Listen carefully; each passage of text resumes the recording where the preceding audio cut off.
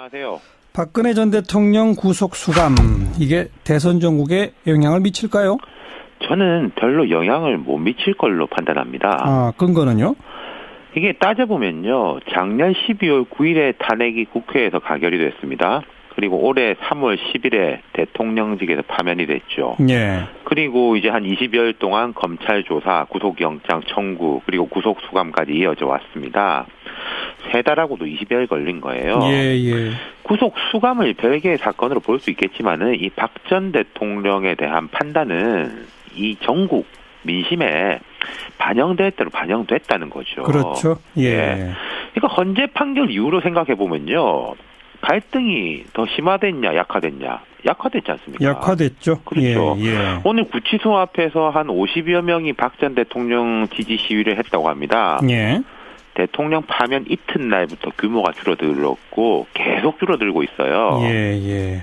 그래도 정당 지지율을 보면 아직 자유한국당이 바른정당보다 지지율이 높잖아요. 그게 근데 바른정당보다만 높지 않습니까? 다른 당보다는 오히려 처지고. 예, 자유한국당에서도 보면 이른바 애초에 삼성동계 이렇게 8명, 9명 지목도 했었지 않습니까? 의원들. 예. 뭐 역할 분담도 하고 뭐 이런다고. 근데 이분들이 하나같이 아니라고 손사래를 치고 있고 어제 삼성동 자택을 찾아간 의원들도 개인적 정리다. 인간적 도리다.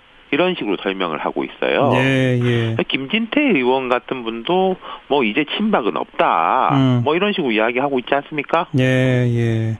자유한국당조차도 박근혜 전 대통령과 약간의 선긋기. 그렇죠. 거기다가 오늘 홍준표 경남지사가 후보로 선출이 됐잖아요. 확정됐죠. 예. 그러니까 조금 더 선회를 할 것 같아요. 예. 그리고 자유한국당이 바른정당보다 지지율이 높은 게 과연 박근혜 전 대통령 때문일까? 그것도 저는 잘 모르겠어요. 예. 좀 주류라는 이미지를 주기 때문이 아닌가 싶기도 하거든요. 예. 오히려 박 전 대통령을 이렇게 확 떨쳐내지도 못하고 그렇다고 끌어안을 수도 없고 그래서 머리가 더 아플 수도 있는 거죠. 예.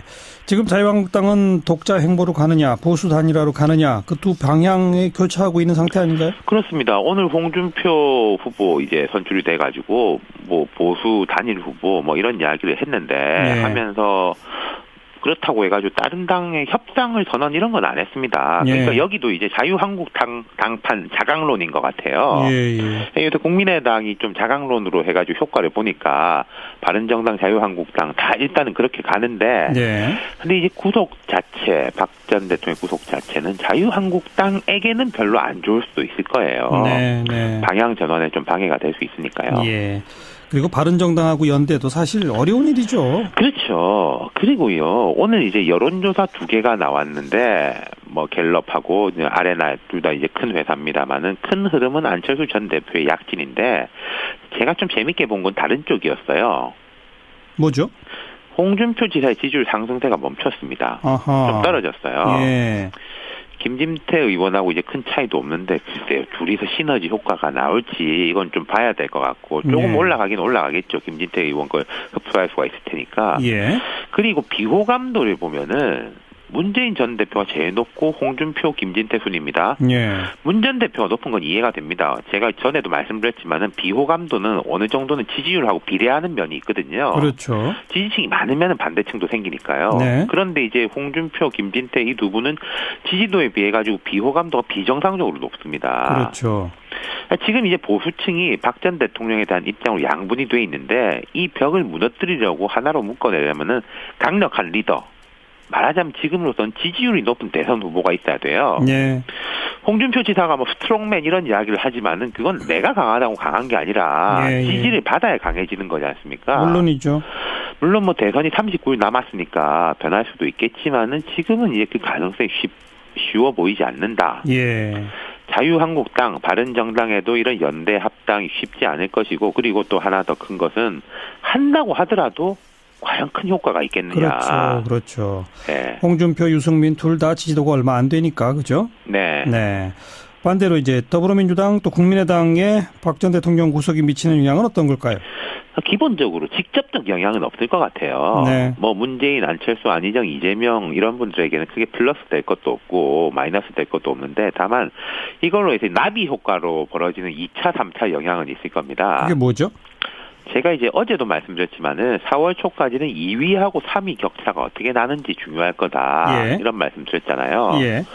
지금 지지율이 이제 문재인, 안철수, 안희정, 이재명, 홍준표 대체로 이런 식인데 민주당은 한 명이 되는 거지 않습니까? 어차피. 예. 예. 그럼 홍준표 후보가 사실상 3등인데 지지율 상승세가 멈췄거나 조금 떨어졌어요. 그렇죠. 컨벤션 효과가 나타날지 모르겠지만은 그런데 예. 2등 안철수 전 대표는 쭉 올라가고 있단 말입니다. 예. 예. 2, 3위 이제 갭이 벌어진다는 이야기죠. 예. 예.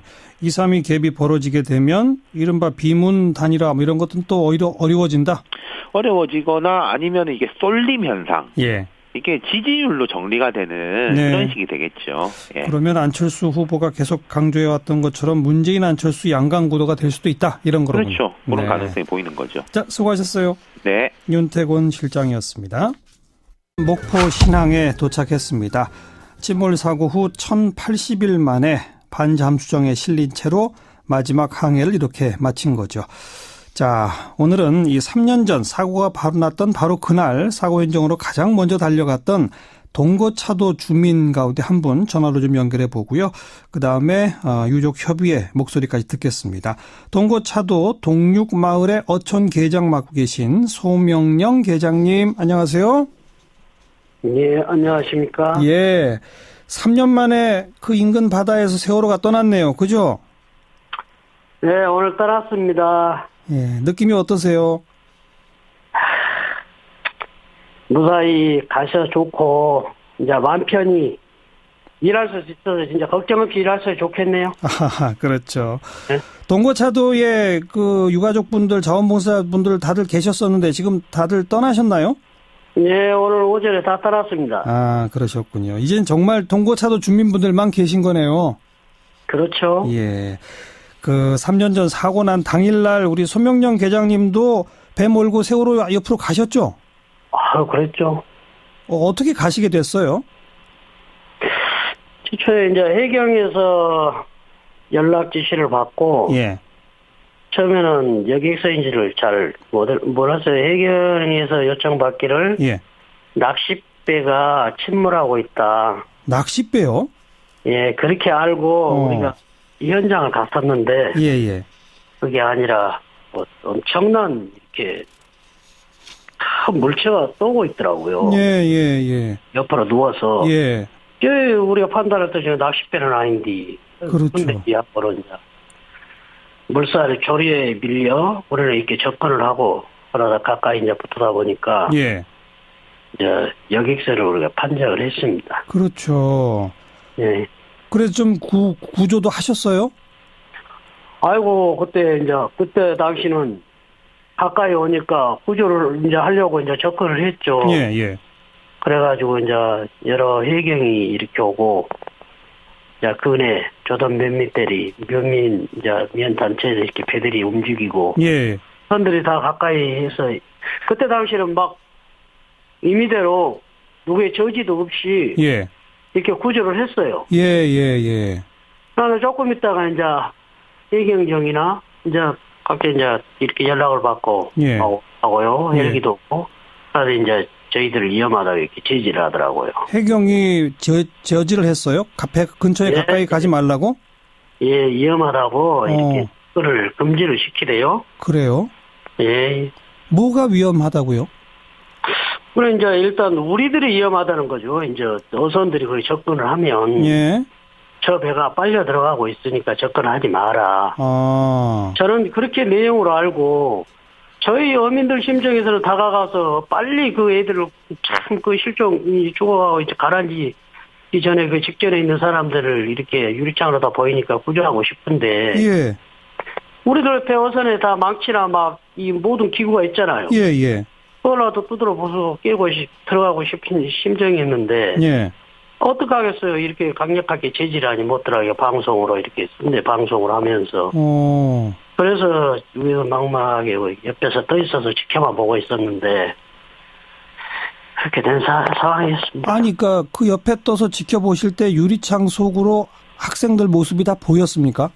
예, 보였어요. 그런데 세월호가 물속으로 빨려 들어가면 가까이 가는 어선들도 위험할 수 있나요? 그런 부분은 아니죠. 우리 뭐 위험에 빨리거나 그렇게 배가 들어가는 상황 아니. 거기서 이렇게 공기 압력으로 해서 안에 공기가 예. 밖으로 이렇게 유입되다 보니까 분수처럼 이렇게 섞기만 하대요. 예, 예. 시민들은 다가가서 위험하면 후진을 해서 빠져나갈 수도 있고. 글쎄 말입니다. 들어갔다 나왔다 할 수도 있는데 그게 참 안타깝더라고요. 해경이 그 저지한 게 정말 이해가 잘 안 되네요. 그렇죠. 저도 왜 그렇게 했는지. 그래서 나는 그렇게 생각해. 이 큰 대형 사고를 벌어지지 않나. 예, 예. 판단합니다. 정말 이해가 안 되는 대목입니다. 그 대목이 참. 자, 그리고 지난 3년 동안 동고차도 주민들 좀 불편함도 많으셨죠, 솔직히? 한 3년 동안 그 후로 이 어떠한 적정한 보상도 이루어지지 않고. 예. 정말 힘들었습니다. 여민들이. 네, 네. 그 후로 모든 어족 고갈이라든지 예. 양식 시설에 있는 양식 면허인데 그 전에는 좀 그렇지 않았습니다. 그런데 이상하게 그 배가 있음으로 해서 계속 지속적으로 거기서 그 배들이 매달려서 어떠한 이제 그건 우리 상황을 모르죠. 그런데 그런 쪽으로 해서 모든 우리 생산량이 이렇게 감소가 돼요. 아, 그래요. 네. 예. 예를 들어 가령 하나를 우리가 이렇게 얘기를 하다 보면은 자, 미역이 옛날에는 그 세월호 사고 있기 전에는 네. 이렇게 총 기장이 우리 생산할 마지막까지 한 2m 이상이 됩니다. 그런데요. 그 후에는요. 길이가. 예. 그런데 작년에도 재작년에도 3분의 1도 안 자라요. 3분의 1도. 네, 그러다가 뿌리를 지탱을 못하고. 예. 그대로 뿌리가 지탱을 못하다가 바람만 살짝만 불어버려도. 네. 버리고 빈 줄만 남고. 아이고. 이제 그런 점에서 이제 모든 이렇게 어획고가 고갈이 되고 모든 멸치라든지. 예.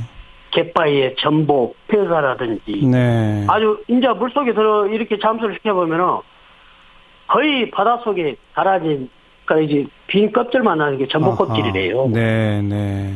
그래서 어민들이 참 어촌계 일대로 해서 그것을 참 생계유지라고 그것마저도 그렇게 막막하게 돼버렸고 참 답답하십니다. 그렇게 살았죠. 그렇죠. 그래도 저희들은 그 어민 그때 당시는 많이 참았습니다. 예. 우리가 1년 안 벌어서 참 어쩌겠냐. 우리가 돈 욕을 하지 말자. 워낙 희생이 컸으니까. 이 희생자를 생각하면 우리가 자식 키우고 다 똑같은 입장인데 같은 부모 심정으로서 많이 참았습니다. 근데 이번에 인양하면서 또 기름이 유출돼서 양식도 피해 많이 보셨죠? 아이고 지금 완전히 덮쳐갖고 완전히 지금 전량 폐기로 지금 갔어요. 지금 그거는 그래도 배상을 받아야 되지 않습니까? 아이고 받아야 되는데 지금 받아주라고 지금 애원을 하고 있습니다만은 앞으로 잘 되기를 저희 어촌계장 심정으로서는 잘 되기라고 있고요. 지금 뭐 정부도 전남도도 다 그 피해 부분에 대해서는 배상한다는 원칙은 갖고 있으니까 되겠죠. 그럴 바라겠습니다. 알겠습니다. 충분한 보상 되도록 저희도 응원하겠습니다. 계장님 오늘 고맙습니다. 예. 동고차도 소명영 어촌 계장이셨고, 자 목포 신항의 4.16 세월호 가족협의회 유경근 집행위원장 연결해 봅니다. 위원장님 안녕하세요. 네, 안녕하십니까. 오늘 세월호가 목포 신항 도착하는 장면을 우리 위원장님이 직접 촬영해서 페이스북에 올리신 게 있더라고요. 그 소리만 잠깐 같이 한번 들어볼게요. 네.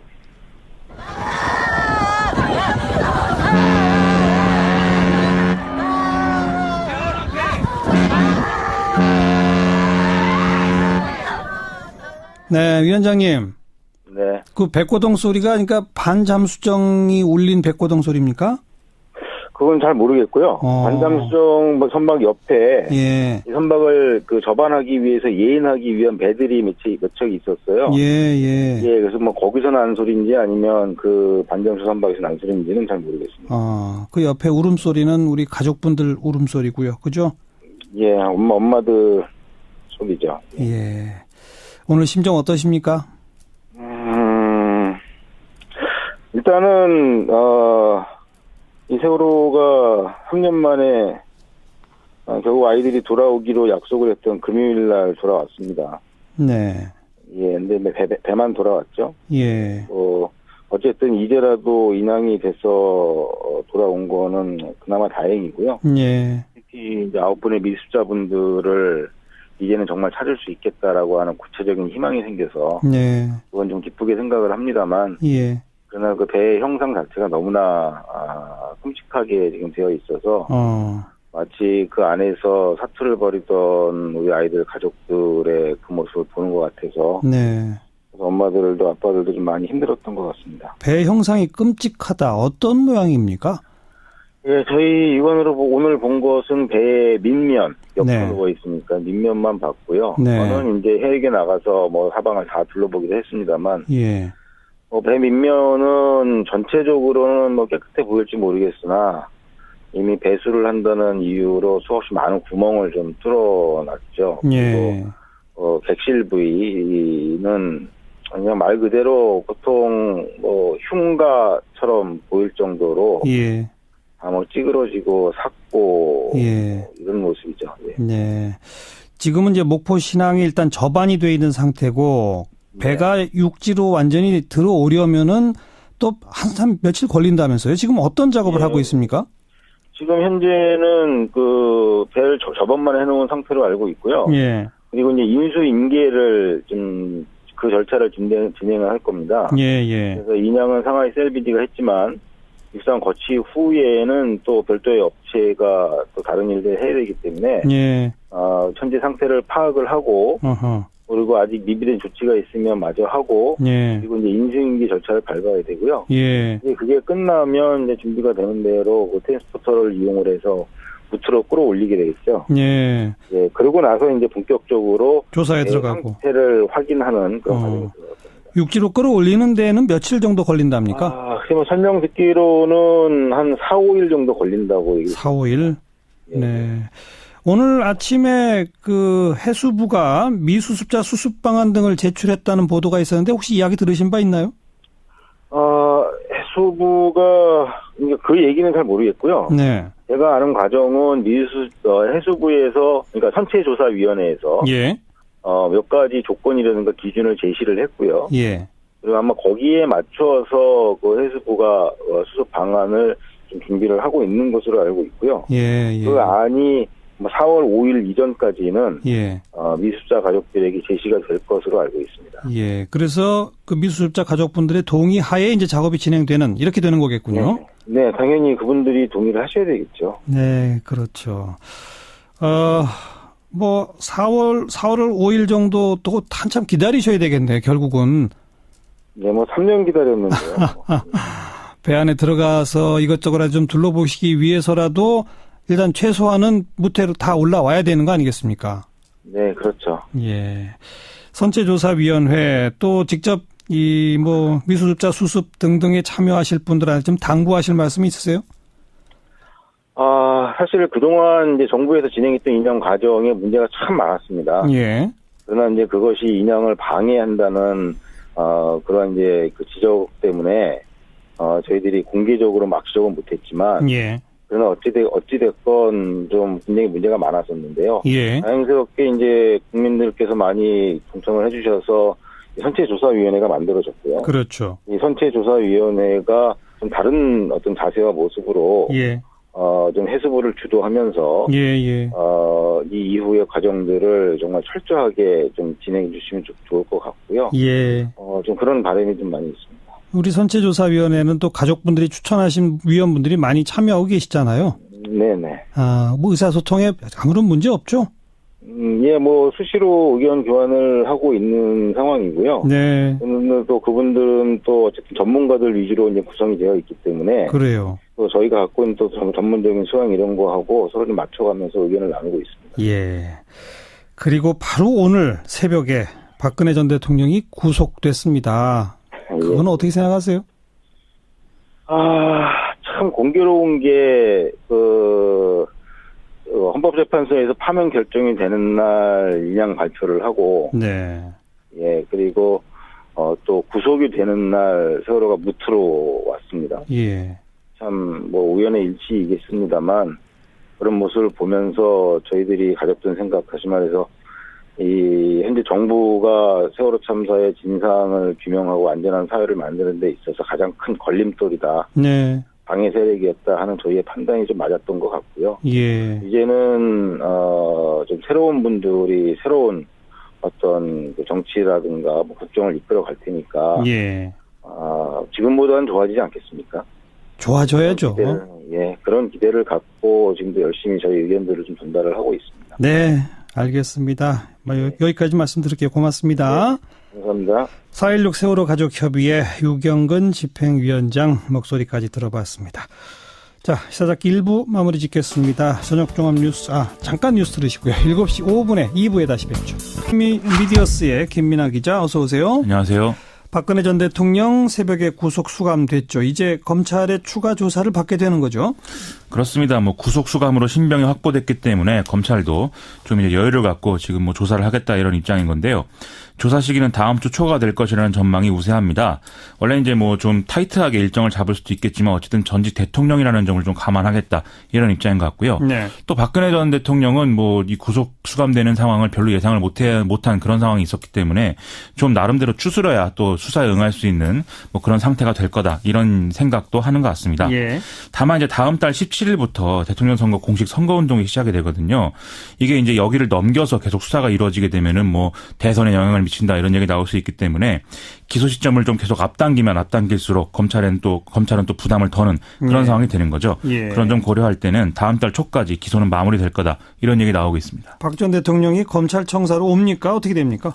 이게 이제 원칙적으로는 이 최순실 씨가 이제 나와서 이렇게 나오는 모습이 방송에 중계되고 이런 것처럼 비슷하게 하는 게 이제 맞을 텐데 네. 하지만 전직 대통령이기 때문에 경호와 안전이 계속 문제가 되는 것이죠. 예. 지금 박근혜 전 대통령에게 제공이 되는 거의 유일한 이제 예우였던 청와대 공식 경호 같은 경우에는 서울구치소에 입소한 순간부터는 중단이 되거든요. 네. 하지만 여기서 나오면 다시 재개를 해야 되는 그런 상황입니다. 아하. 그러니까 이제 지금 검찰청사로 왔다 갔다 한다든지 이런 일이 일어나게 되면은 경호 문제가 이제 머리가 아프게 되는 거죠. 예. 전두환, 노태우 두 전직 대통령의 사례도 한번 봐야겠는데요. 이 두 사람은 출석을 거부하는 등의 여러 가지 우여곡절이 있어가지고 당시 이제 검찰이 직접 구치소와 교도소에 찾아가서 조사를 했거든요. 네. 결국 마찬가지로 이번에도 출장 조사가 이뤄질 가능성이 커졌다 이렇게도 보는 모양입니다. 예.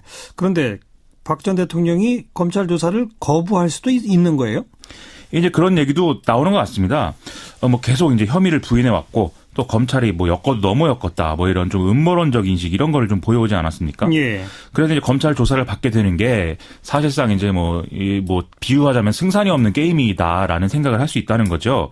그래서 조사를 좀 거부한 상태로 자기가 이제 무죄다라는 주장을 법정에서 펼치는 걸로 거기에 올인하지 않겠느냐 이런 생각을 하는 그런 전망도 있는데요. 예. 최순실 씨의 경우에는 특검 조사를 거부할 당시에 이제 체포영장 발부해서 강제로 끌고 왔지만 박근혜 전 대통령은 그러기가 이제 쉽지 않겠죠. 검찰은 일단 구속영장 발부가 성사가 된 상황이고 여기에 이제 또 쏠리는 어떤 관심들도 있기 때문에 좀 고민을 충분히 해서 어떻게 할지 대응하겠다 이런 입장을 내놓고 있습니다. 근데 추가로 수사할 대목이 어느 대목이 제일 중요한 것들입니까?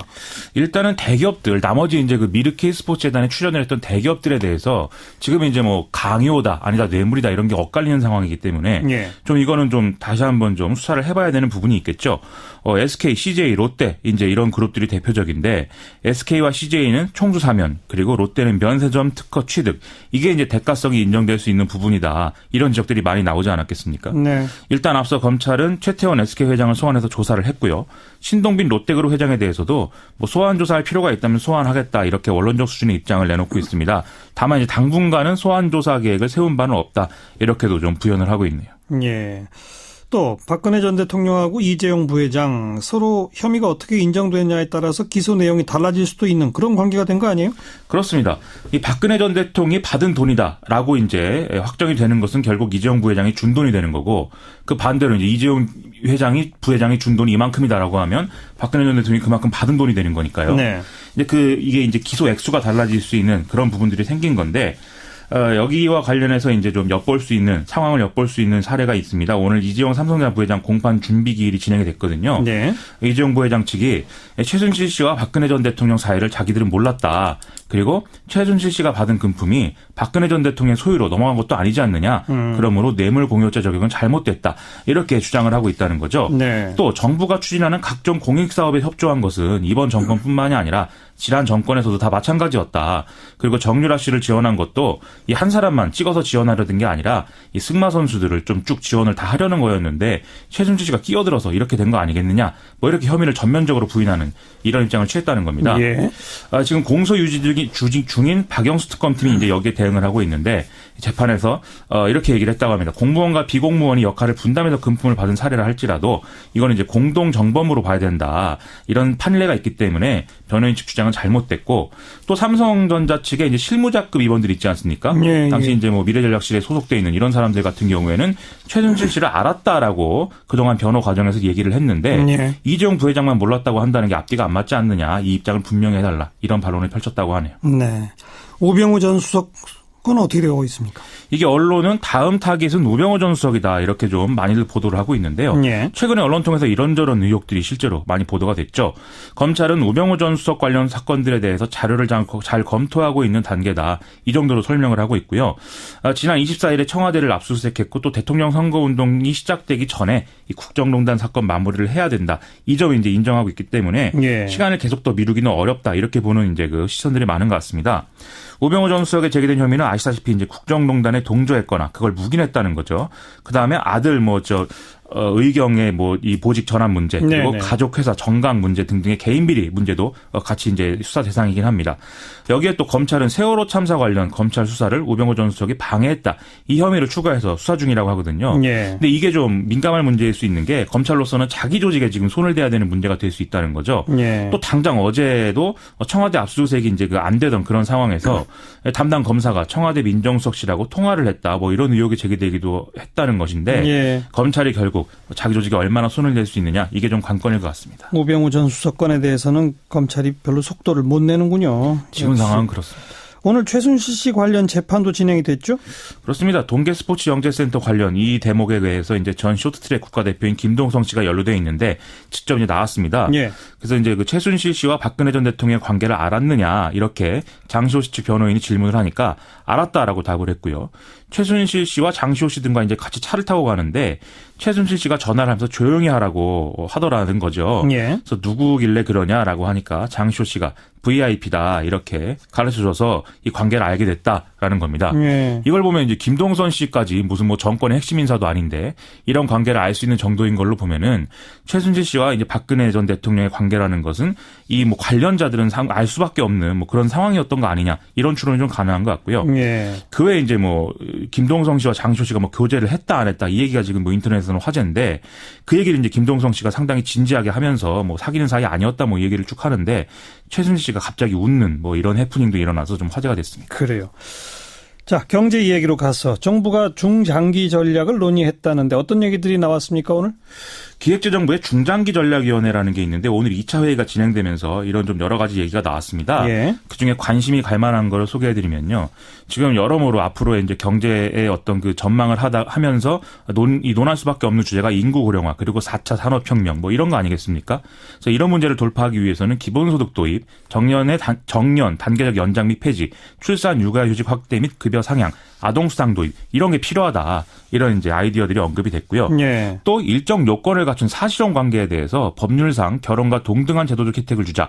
이게 이제 동거관계 등록제라는 건데 예. 이걸 도입하는 사회적 논의를 한번 추진해보자. 이런 제안들 논의가 됐습니다. 예. 또 사회 구성원 간 갈등으로 비용이 너무 많이 이제 생기고 있다. 이걸 줄여야 된다. 이런 차원에서는 징벌적 손해배상제도 그리고 집단소송제 이걸 도입해봐야 된다. 이거 이제 이런 제안들이 나왔고요. 예. 공공정보 공개를 대폭 확대하자. 그리고 정책 실명제 및 정책 이력제를 도입하자. 위증이나 무고처럼 거짓말에 의한 이런 범죄들은 처벌을 강화하자. 사회 안전망도 강화해야 된다. 이런 아이디어들이 쭉 이제 제안이 됐습니다. 예. 그 외에 이제 북한 이탈 주민이라든지 다문화 가족 또 귀화인, 외국인 등에 대해서 차별과 배제 행위를 할 경우에는 처벌을 하는 그런 방안들도 논의가 됐다고 하네요. 중장기 전략이 아니라 당장 해야 할 과제들인데요. 그렇죠. 정말 이게 실현 가능성이 있을까요, 근데? 지금 뭐 대통령이 탄핵돼서 없고 한데 뭐 이런 논의를 하니까 좀 뜬구름 잡는다. 이런 이제 인상이 좀 느껴지는 게 사실입니다. 예. 다음 정권이 이런 논의 내용을 잘 계승해서 뭐 하면 좋은 것인데 지금 뭐 벌써 정부 조직 개편 가지고 여러 가지 논란이 불거지고 있거든요. 맞아요. 어제 더불어민주당 초재선 의원들이 만든 싱크탱크인 더미래연구소가 차기 정부 조직 개편안 구상을 공개했는데 이게 좀 예민한 반응을 불러일으키고 있습니다. 예. 특히 지금 관심이 집중되고 논란이 된 부분이 경제부총리를 폐지하고 기획재정부를 쪼개자는 거거든요. 예. 기획예산처, 재정금융부 이렇게 분리하든지 국가재정부, 금융부 이렇게 분리하자고 해서 상당히 논란이 커지고 있다는 거죠. 이게 원래 나눠져 있던 걸 합친 건데 또 나누느냐 이거죠? 그렇습니다. 정권마다 이 예산하고 거시정책 기획 그리고 세제와 금융정책 이걸 계속 붙였다 뗐다 하거든요. 그래요. 그래서 각 정권마다 계속 부처 이름이 달라지고 역할이 달라지는 그런 혼란들이 있었는데 예. 특히 공무원들은 이게 또 예민한 문제 아니겠습니까? 근데 여기에 대해서 이제 이런 문제가 되니까 문재인 전 대표 측이 좀 진화에 나선 부분이 있습니다. 이게 자신들의 입장이 아니고 자신들은 어쨌든 조직 개편은 최소화해서 혼란을 막아보겠다 이런 입장이라면서 여러 가지 이제 의견을 내놓고 있는데 과연 이게 어떻게 굴러가게 되는지를 좀 지켜봐야 될 것 같습니다. 네, 수고하셨습니다. 고맙습니다. 미디어스 김민아 기자였습니다. 규모도 커져서 터지기 직전의 폭탄이다 이런 얘기가 나옵니다. 이번에는 자영업자 대출 규모가 사상 최대치를 돌파했다고 그러고요. 대출을 갚느라고 생활이 힘든 한 개 가구가 이 5가구 중 한 가구 꼴이다. 이런 통계조사도 나왔네요. 이거 어떻게 해결해야 할지 연세대학교 성태윤 교수 연결해 봅니다. 성 교수님 안녕하세요. 네, 안녕하십니까. 네, 우리 가계부채 총액이 지금 어느 정도죠?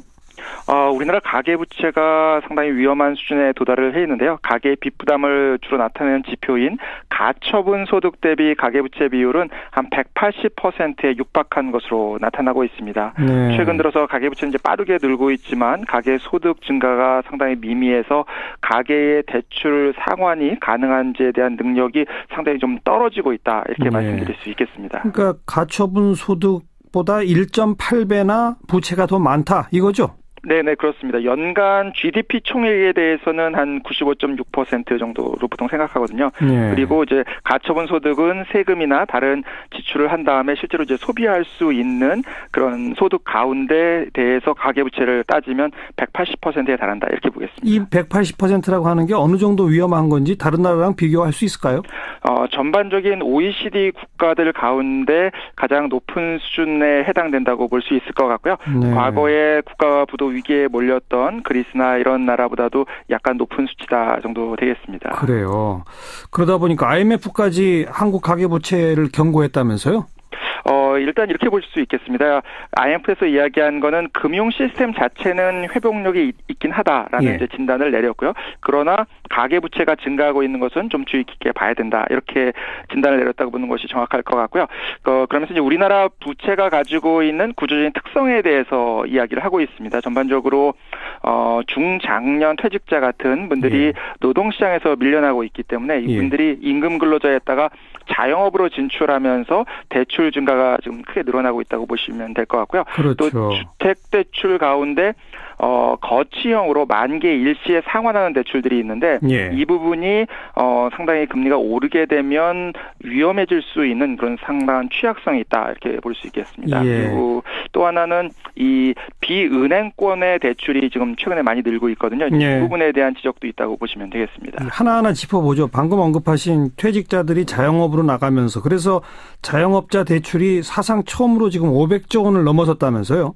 예, 그렇습니다. 이제 가계 대출과 사실상 유사한 이제 개인 사업자 대출이 있는데요. 이 부분이 좀 상당히 증가해 있다고 보여집니다. 특히 이 자영업자분들은 투자 자금과 생계 자금의 구분이 좀 어려워 보이고 특히 임금 근로자에서 밀려난 다음에 자영업을 하시는 분들은 대부분 사실상 반실업 상태에 있다고 보이기 때문에 가계 부채의 상당 부분이 이 경기 침체가 지속되는 가운데 이분들의 생활 자금으로 쓰이고 있을 것으로 추정됩니다. 또한 문제는 이 여러 곳에서 대출받는 흔히 이제 다중채무자라고 불리는 분들인데요. 이런 분들의 숫자도 꽤 늘어나고 있기 때문에 아마도 이 저금리를 활용한 새로운 투자 목적이라기보다는 빈곤 계층을 중심으로 해서 생활자금 용도로 쓰이는 자금이 늘어나고 있고 그러기 때문에 제2금융권을 중심으로는 금리가 높음에도 불구하고 대출이 늘어나는 이러한 현상이 나타나고 있는 것으로 보입니다. 아니 그러니까 자영업자들이 예를 들어서 식당 같은 거 차리려고 돈을 빌려가지고 하는 그런 비중도 있을 것이고요. 네, 그렇습니다. 그것도 아니고 생활자금이 없어서 빚을 내서 생활을 한다? 네네, 그렇습니다. 왜냐하면 그런 용도가 아니라고 하면 빌리기 어려울 정도의 고금리 자금들도 대출이 늘어나고 있기 때문에 이 부분들은 아마도 상당히 생계 형태의 자금일 가능성도 있어 보이는 것으로 생각됩니다. 그러니까 자영업도 뭐 창업하고서 망하는 비율이 워낙 높기 때문에 결국은 수익이 없으니까 그 빚을 갚을 역량이 없어지는 거 아니겠습니까? 예, 그렇습니다. 그런데 게다가 그냥 생활자금으로 빚을 낸다는 것은 그야말로 갚을 가능성이 없어지는 거 아닌가요? 그렇습니다. 그래서 현재 우리나라에서 금융회사 빚을 거의 갚기 어렵다고 보이는 한 개 가구가 대개 한 5가구 중에 1가구 정도는 되지 않나 지금 추측이 됩니다. 물론 이제 추정하는 방식에 따라서 또 추정 기관에 따라서 좀 다르기는 한데 대체적으로 지금 부채를 가지고 있는 한 1,000만 가구 가운데 한 200만 가구 정도는 우리가 좀 한계 상황에 몰려 있는 것이 아닌가라고 추측되는 가구들이 되겠습니다. 200만 가구? 이거 대단한 거죠? 네, 그렇습니다. 게다가 이제 미국이 지금 금리를 올리고 있어서 우리도 금리를 올릴 가능성이 높지 않습니까? 예, 그렇습니다. 그렇게 되면 이 200만 가구를 더 넘어서지 않을까요? 한 개 가구가? 현재 이제 문제는 말씀하신 것처럼 금리를 만약에 올리게 되는 경우에 이러한 상황 하에서 경기 침체가 계속 지속되면서 금리는 또 올라가는 미국의 경우에는 사실은 이게 경기가 회복돼서 경기 과열을 막기 위해서 금리를 올리는 건데 우리가 이제 따라서 금리를 올리게 되면 우리는 경기 침체는 계속되어 있는데 금리만 올라가는 것이 되기 때문에 금리 부담이 증가하면서 그 자체가 자영업자나 어려운 분들의 삶을 상당히 피폐하게 할 가능성이 있는 데다가 전반적인 이제 중산층을 비롯한 그 위의 계층들도 소비 지출이 위축될 가능성이 높아서 이분들의 소비 지출이 감소하면서 다시 영세 자영업자들이나 저소득층도 더 어렵게 만드는 이러한 현상이 가속화될 위험이 있다고 보여집니다. 그렇게 돼서 그 한 개 가구들이 다들 뭐 빚 못 갚고 파산하고 그러면 금융기관도 위험해지는 겁니까? 예, 그렇습니다. 이제 금융기관은 기본적으로 가장 중요한 것이 자금을 회수할 수 있어야 되는데요. 이제 이런 형태의 분들은 실제로 원리금 상환 능력이 상당히 떨어진다고 보여집니다. 원리금 상환 능력이 떨어짐에도 불구하고 만약에 경기가 회복되고 있으면 전반적인 이제 가처분 소득이 늘어서 다시 원리금 상환을 할 수가 있는데 지금 문제는 경기 침체는 지속되는 가운데 만약에 금리가 올라가면 오히려 경기 침체를 더 가속화시킬 수도 있거든요. 그러니까요. 경기 침체는 가속화되는데 원리금 상환보다는 높아지기 때문에 상당한 어려움에 직면할 가능성이 있다고 보여집니다. 어떻게 해야 합니까? 이거 그러면?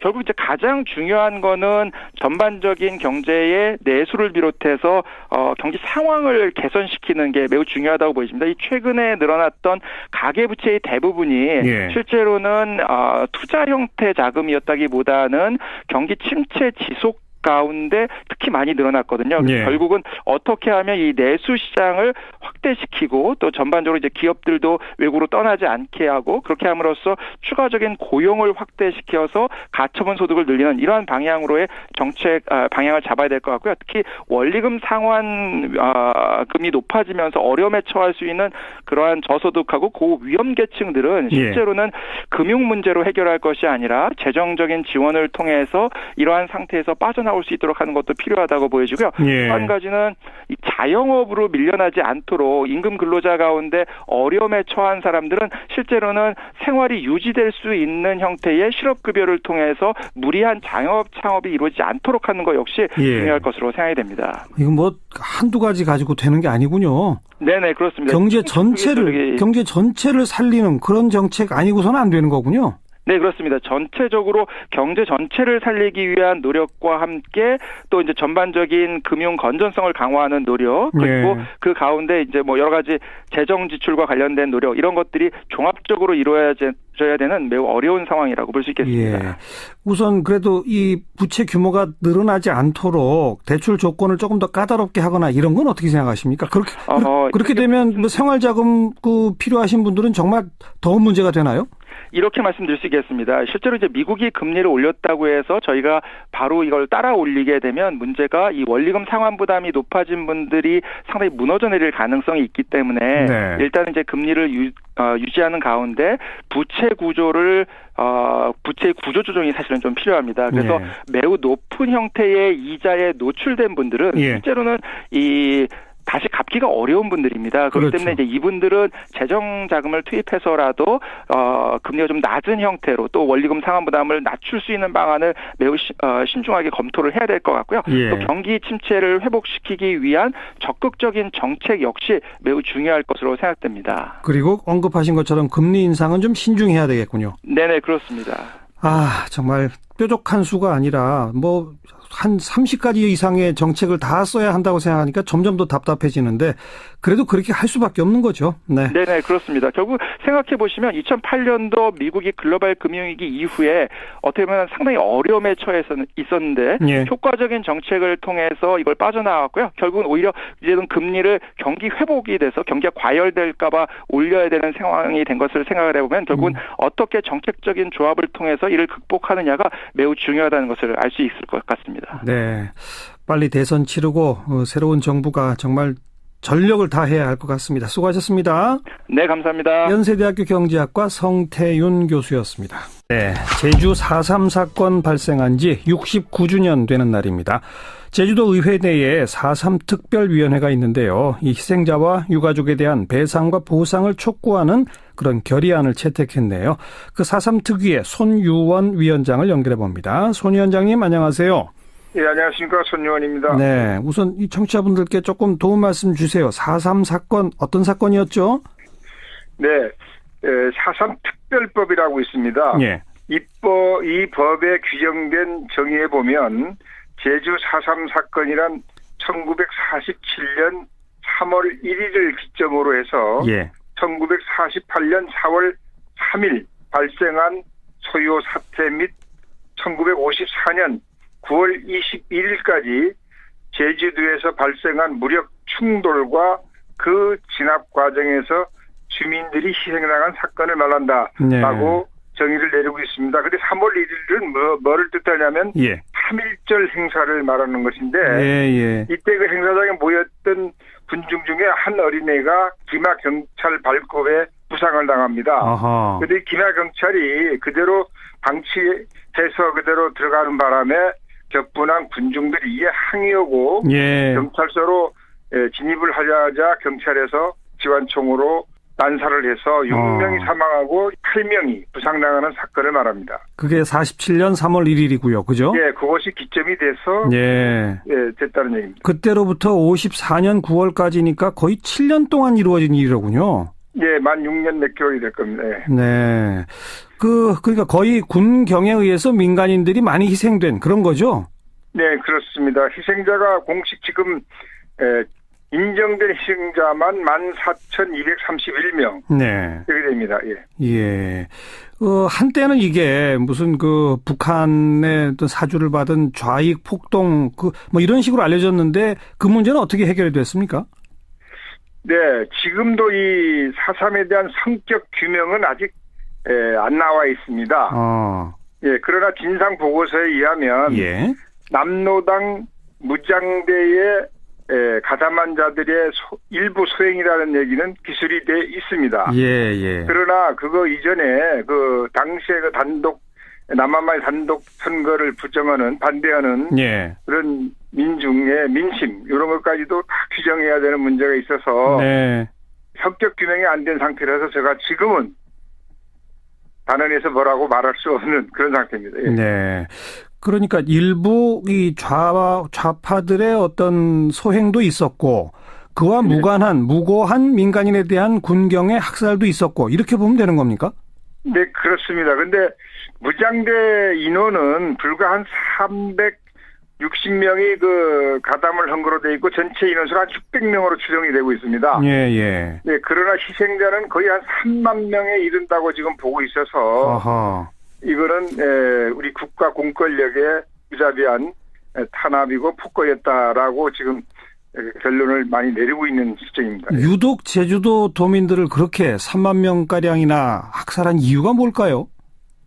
글쎄 당시의 정치적인 상황이 문제인데 당시 그 미국의 정책이 반공주의로 트루먼 닥트린에 의해서 돌아갈 때입니다. 예. 그러다 보니까 이 어떤 이유에서든 간에 이 불순 세력 공산화되고 있는 이런 점에 대해서는 미국이 좀 예민하게 반응을 했고 이와 곁들여서 이승만 그 정권이 가치기에 동조하면서 발생한 비극이라고 저는 봅니다. 예.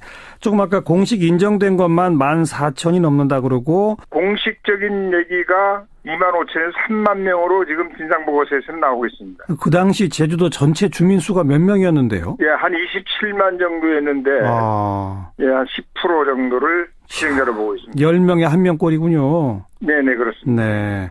근데 조금 아까 언급해 주신 이 4.3 특별법, 이게 이미 지난 2000년에 만들어진 법 아닙니까? 네, 그렇습니다. 그 법에 의해서 배상 보상은 전혀 안 됐었나 보죠? 배상에 대한 언급은 없고요. 네.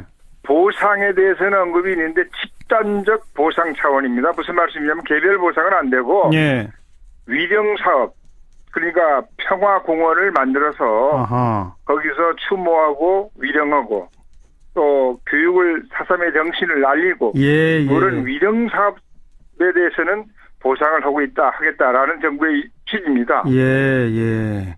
그러니까 개별적으로 희생된 분들이나 유족에 대한 배상도 보상도 그 당시 법에는 전혀 담겨져 있지 않았었군요.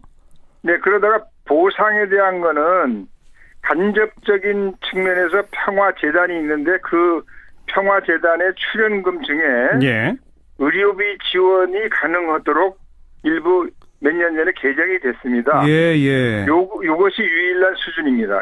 보상 측면에서. 그래서 실제 의료비 지원은 좀 이루어지긴 했나요? 네, 그렇습니다. 의료비 지원이 국비에서 한 15억 정도. 요것이 좀 재단 출연금, 아까 말씀드렸죠. 출연금을 통해서 내려오고 있고.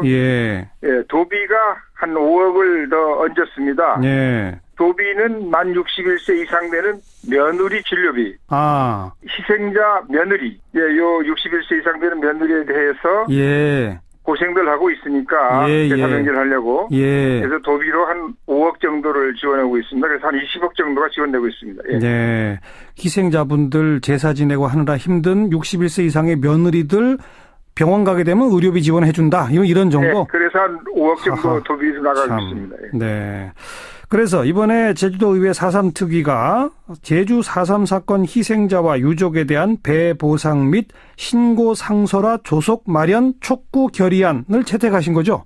네, 그렇습니다. 특위에서 채택했습니다. 주된 내용이 뭡니까? 배보상을 빨리 해야 된다. 이것이 제일 키포인트고요. 그다음에 이 희생자 심사가 4.3 중앙위원회에서 하게 됐습니다. 유족 심사가. 그런데 2014년 이후 이게 중단되어 있는 상태입니다. 정부의 입장은 5년 동안이고 5번에 걸쳐서 심사를 한 적이 있어서 이것으로 충분하지 않느냐라는 취지인데 지금 현재 실정은 중앙에 올라가 있는 희생자만 심사를 요청하는 사람이 25명, 유족이 한 190명 정도 되고요.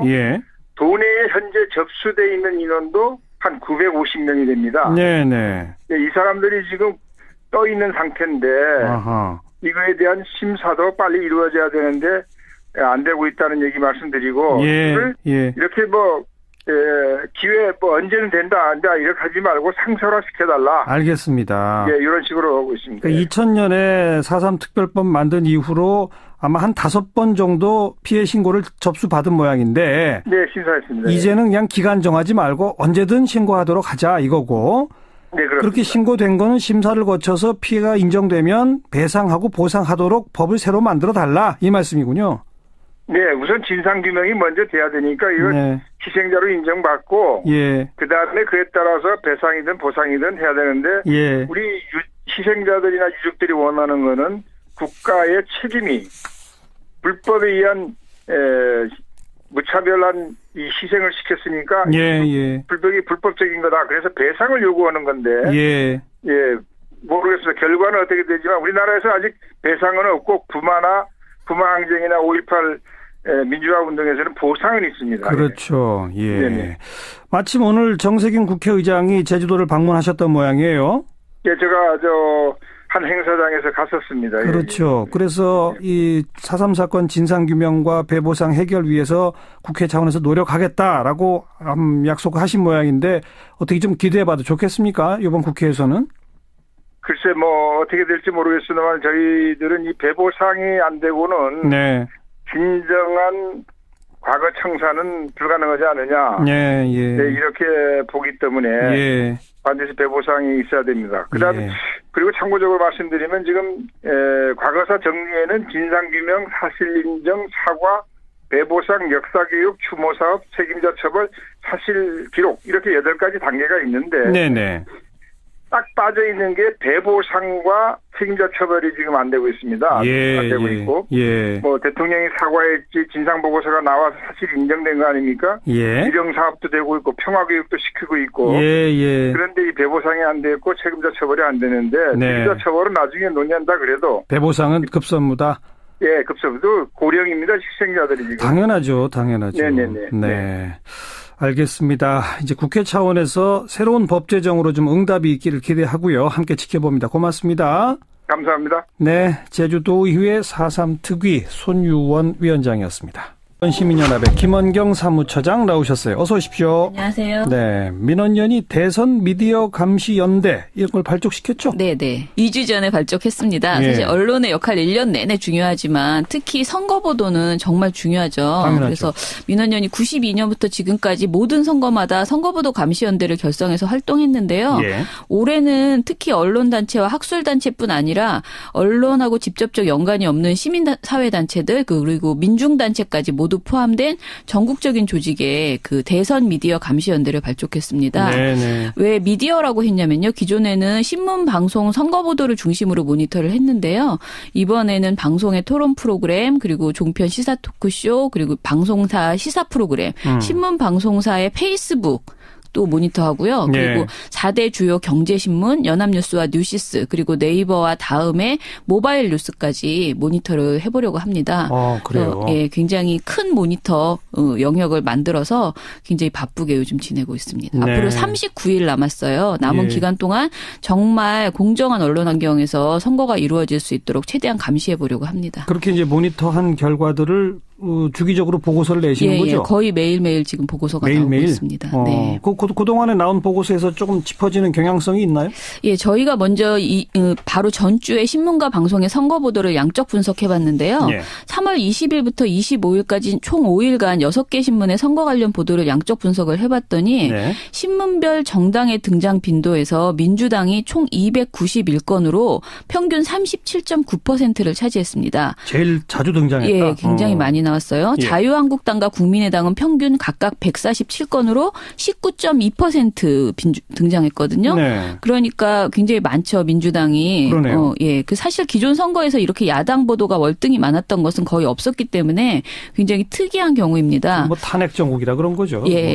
그런데 이렇게 민주당 관련 보도가 월등히 많았던 것이 결과적으로는 민주당에 불리하거나 부정적인 보도가 많았다는 통계에도 있습니다. 자주 등장했는데 오히려 부정적인 보도가 많다. 그렇죠. 저희가 기사 제목에서 특정 정당에게 불리하거나 부정적인 표현에 경향을 한 경우를 살펴봤어요. 그랬더니 총 45건이 분석이 됐는데요. 특정 정당이나 후보자에게 불리하거나 부정적인 표현을 한 경우 그 제목에 쓰인 단어가 가장 많았던 건 논란이라는 표현이었어요. 논란. 논란이 11건으로 가장 많았고 막말이 3건, 파문이 3건, 유죄 3건, 네거티브, 참사, 위반, 의혹 등의 표현을 사용했습니다. 이러한 표현이 가장 빈번하게 쪽에 연결된 정당은 더불어민주당이 31건으로 68.9%를 차지했습니다. 네. 예를 들어보면 거칠어진 입, 안 적폐 세력과 연정, 문 적폐 세력 다 받아라는 동아일보 제목이 있었고요. 그리고 또 중앙일보에서는 되풀이된 민주당 경선 참사, 배경엔 뿌리 깊은 개파 패권주의라는 제목이 있었어요. 네. 이처럼 민주당에 대해서 불리한 제목을 뽑은 것과 반대로 비교해서 자유한국당을 두고 부정적인 표현이 쓰인 경우는 28.9%, 그러니까 13건이 있었습니다. 네. 얘는 한국당 정책은 뒷전 막말 경쟁이라는 경향신문의 제목이 있었어요. 더불어민주당과 관련해서 비교해 보면은 사실 자유한국당은 굉장히 적다라고, 그러니까 아까 더불어민주당 31건이었는데 자유한국당은 13건이었거든요. 예. 절반 수준에 불과합니다. 그런데 이런 현상은 사실 방송도 크게 다르지 않았습니다. 그래요? 전반적으로 등장한 빈도수가 가장 높은 당은 민주당이 123건으로 전체 보도의 절반 이상이었어요.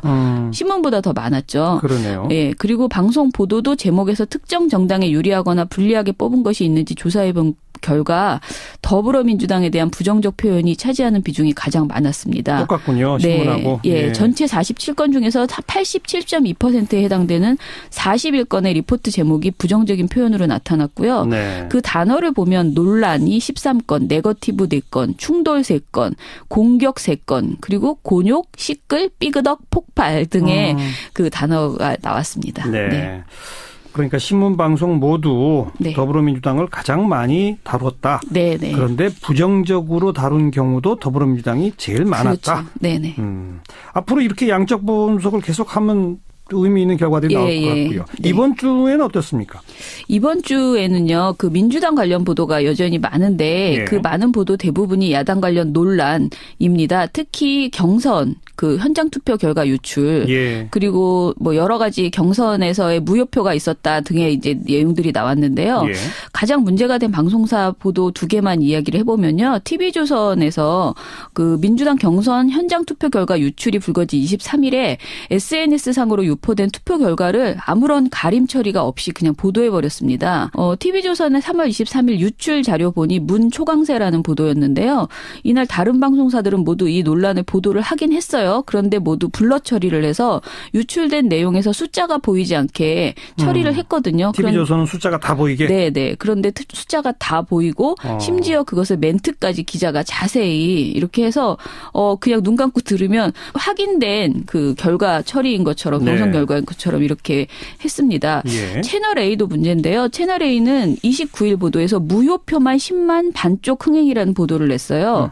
근데 이 보도는 27일에 있었던 민주당 호남 경선 ARS 전화투표에서 투표하지 않은 사람이 10만 명이었다는 걸 다룬 내용이었어요. 네. 근데 이게 채널A는 이걸 무효표라고 제목에 뽑았잖아요.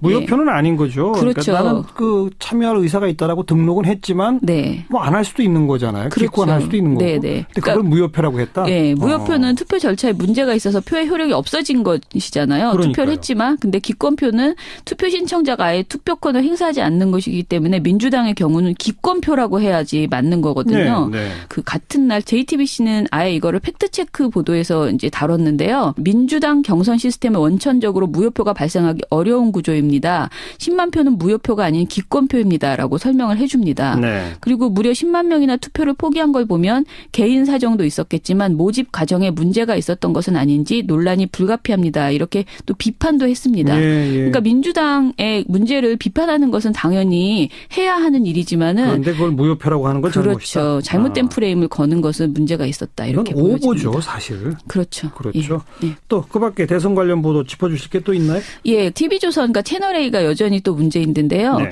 그 TV조선이 27일부터 안철수 띄우기를 노고라 하고 있다. 이렇게 그래요? 보여집니다. 예, 이 시점이 바로 김종인 전 민주당 대표의 대선 출마가 드러난 시점이었는데요. 네. TV조선이 김종인 전 민주당 대표 이야기가 나올 때마다 비문연대 가능성을 보도하면서 갑자기 안철수 그 대표와 이렇게 안철수 후보와 계속 이렇게 연결 짓는 보도를 하고 있습니다. 예. 일단 비문연대 관련 보도가 24일부터 29일까지 기간 중에서 5건의 보도로 7개사 중에서 TV조선이 가장 많았습니다. 그런데 안철수의 변신 관련 보도도 2건이나 내고요.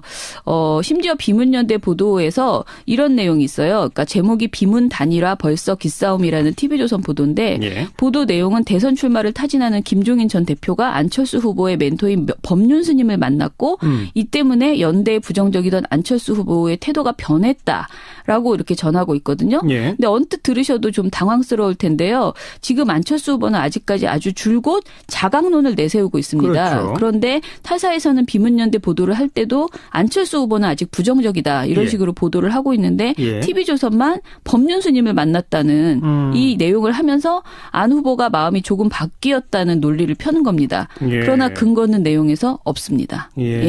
그리고 또 TV조선에서는 지금 간철수라는 별명이 있었는데 강철수, 독철수가 됐다 이런 내용도 보도를 하는 등 안철수 후보를 띄우는 내용들을 많이 이제 전하고 있고요. 그러니까 TV조선은 비문 단일화에 안철수 후보가 동참해 주기를 바라는 모양이네요. 그런 이제 뉘앙스를 보이고 있고요. 그리고요? 채널 A에서 어제 보도였는데 팍팍 밀어주의소라는 제목의 보도에서 연설 내용에 그런 표현이 있었죠. 그런 표현이 있었죠. 근데 이 보도를 보면은 어떤 문제가 있냐면 선거보도에서는요. 선거보도 앞부분에 이렇게 인트로라고 해서 뭔가 한 사람을 막 띄워주는 이런 내용들이 가끔가다 등장을 합니다.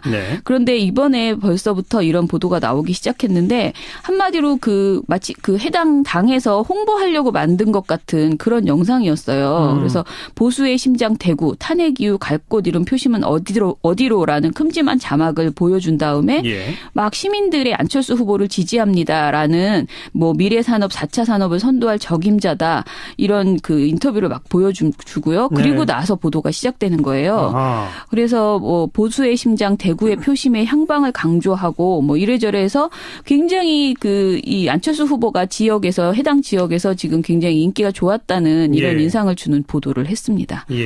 TV조선 채널 A. 네네. 문재인을 비판하려다 보니 안철수를 띄울 수밖에 없는 그런 양상인 것 같아요. 자, 대선 보도는 여기까지 얘기하고 세월호 인양 보도는 어떻게 지금 분석됩니까? 세월호 인양 보도는 사실 다 비슷비슷한데요. 제가 보기에 가장 문제가 크다고 생각되는 매체는 신문이었습니다. 그중에서도 조중동이라고 이제 표현되는 보수 신문들인데 조중동의 논조가 사실 종편 시사 토크쇼나 방송 보도에서도 정도의 차이만 있을 뿐이지 거의 똑같이 흐르고 있기 때문입니다. 세월호 인양 보도의 문제점은 대략 이런데요. 먼저 인양 지연 책임을 묻고 있는가입니다. 인양 과정에서 불거진 가장 큰 의혹은 정부가 세월호 인양을 고의적으로 지연시킨 것이 아니냐라는 의심이잖아요. 그렇죠. 그런데 조중동은 이 같은 의혹을 음모론일 뿐이다라는 해수부 입장, 이 해수부 입장을 적극 전달하는 데 집중하고 있습니다. 그리고 또 조중동은 인양 지연으로 상하이 셀비지가 입은 금전적 손실을 매우 강조하고 있습니다. 그리고 상하이 셀비지가 정말 큰 업적을 세웠다 이렇게 또 칭찬도 하거든요. 근데 가장 노골적이었던 것은 조선일보였습니다. 조선일보에서 기자 수첩 1,000억 손해보는데 상하이 셀비지가 일부러 인양 늦췄다고? 라는 제목의 칼럼이 있었는데요. 이 보도에서는 인양 지연과 관련한 의혹을 루머라고 정확하게 표현을 합니다. 그리고 상하이 셀비지가 지금까지 쓴 돈은 2,000억 원이 넘는다. 각종 특수장비를 세계 각국에서 빌려와 쓰는 비용이 막대하기 때문에 하루라도 빨리 인양을 마쳐야 손실을 줄일 수 있다라고 강조를 했습니다. 조선일보에서 만물상이라는 그 유명한 코너 있죠. 이곳에서는 또 중국이라 다행이다. 라는 27일자 칼럼이 나왔는데요. 인양 지연과 관련해서 상하이 셀비지의 기술력을 문제 삼는 대신에 오히려 중국 업체라서 야권의 음모론을 피할 수 있어서 다행이다라는 이런 황당한 주장을 펼쳤습니다. 무슨 말이죠? 중국 업체이기 때문에 야권의 음모론을 피할 수 있다? 우리 그 세월호 진실을 이제 규명하자 이렇게 요구하는 많은 사람들, 특히 야권에서 항상 어떤 음모를 하고 있는데 그나마 상하이 셀비지가 중국 업체라서 이 야권이 친중 반미 입장을 보이고 있다라는 소리고요. 그래서 예. 중국 업체라서 괴담이 이 정도에 그쳤다라는 거예요. 만약에 미국 업체가 선정됐다면 어땠을까? 이야, 거기까지. 예. 이런 이야기들을 하면서 인양이 늦어지면 괴담 정도가 아니라 야당이 음모설을 내세우며 들고 일어났을 가능성이 있다. 이렇게 굉장히 비판하는 내용을 저희는 이것을 음모론에 입각한 망상이 아닌가 이렇게 평가를 했습니다.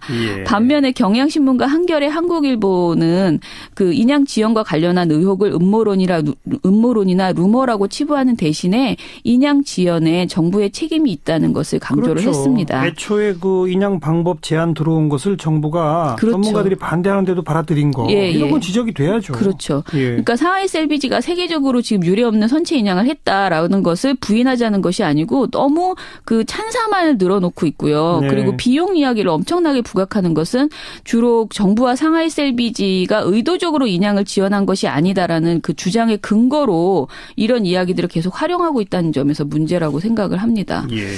그리고 세월호 인양으로 세월호 선체가 드러나면서 세월호 인양 전에 그 제기됐던 잠수함 충돌설 등 참사 원인에 대한 가설을 모두 괴담이라고 치부하는 네. 이런 흐름도 계속 이어졌습니다. 특히 괴담 비판에 가장 적극적이었던 것은 조선일보였고요. 여기도 조선일보군요. 네. 조선일보는 의혹을 제기한 이들을 천안함과 광우병 사태 당시에도 활약했던 괴담 유포 세력이다라고 몰아가면서 사과를 요구했습니다. 예. 사설이나 칼럼 여러 곳에서 이런 주장이 나왔고요. 그리고 사실 이런 보도는 TV조선의 저녁 종합뉴스에서도 거의 똑같이 나타납니다. 아하. 하지만 이런 괴담 프레임 보도에는 시민들이 의혹 제기를 할 수밖에 없었던 그간의 근본적인 사정들 그런 이유가 빠져 있어요. 예. 그러니까 정부는 사실 참사 초기에 제대로 대응하지 못하고 해경 해체를 해결책으로 제시하고 그리고 세월호 특별조사위원회의 진상규명도 방해했잖아요. 예. 그리고 세월호 진상규명보다 세월호 특별법에 대한 비난을 쏟아냈고요. 언론이 특히 유병언이라는 자극적인 소재에 집중하면서 세월호 진상규명을 제대로 요구하지 못했던 그런 문제도 있었습니다. 예. 그런데 아이러니하게도 세월호에 대해서 침묵하고 비용을 문제 삼으면서 세월호 인양을 부정적으로 바라봤던 언론들이 이제 와서 그 의혹을 괴담으로 치부하고 있는 이런 적반하장 상황이 지금 벌어지고 있는 것이죠. 네. 그래서 저는 자신들이 제대로 취재하지 못한 것에 대한 반성은 하진 못한 망정 지금 괴담을 유포했다면서 그 책임을 모두 시민에게 묻고 있는 그 보수신문 정말 문제라고 생각을 하고요. 예. 세월호 보도에서부터 세월호 인양 보도까지 언론의 문제가 참 여전하다, 변함이 없다 이런 아쉬운 생각이 듭니다. 잠수함 충돌설 같은 의혹을 뭐 전문가적인 식견을 동원하고 개인의 노력을 통해서 문제 제기하고 네네. 그건 가능한 일이죠. 그렇죠. 그런데 이제 인양을 해놓고 보니까 우리의 추정과 분석이 잘못됐다. 네네. 그걸 인정하면 되는 거지. 그렇죠. 이건 사과할 문제는 아닐 것 같은데 그러니까. 조선일보는 이걸 그냥 의도적으로 괴담을 유포했다. 네네. 그러니 사과하라. 이런 프레임으로 짜간다 이 말이에요. 그렇죠. 뭐 이런 말이 있어요. 이런 세력은 단 한 번도 잘못을 인정하고 사과한 적이 없다. 이렇게 주장을 하는 거죠. 여기까지 수고하셨습니다. 네, 감사합니다. 민주언론시민연합 김원경 사무처장이었습니다.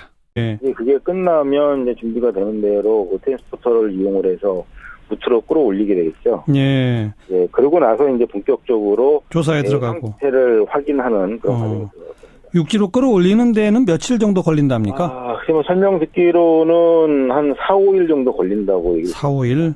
예. 네. 오늘 아침에 그 해수부가 미수습자 수습 방안 등을 제출했다는 보도가 있었는데 혹시 이야기 들으신 바 있나요? 해수부가 그 얘기는 잘 모르겠고요. 네. 제가 아는 과정은 해수부에서 그러니까 선체조사위원회에서 예. 몇 가지 조건이라든가 기준을 제시를 했고요. 예. 그리고 아마 거기에 맞춰서 그 해수부가 수습 방안을 좀 준비를 하고 있는 것으로 알고 있고요. 예. 그 안이 4월 5일 이전까지는 미수습자 가족들에게 제시가 될 것으로 알고 있습니다. 예. 그래서 그 미수습자 가족분들의 동의 하에 이제 작업이 진행되는 이렇게 되는 거겠군요. 네, 당연히 그분들이 동의를 하셔야 되겠죠. 네, 그렇죠. 뭐 4월 5일 정도 또 한참 기다리셔야 되겠네요. 결국은. 네, 뭐 3년 기다렸는데요.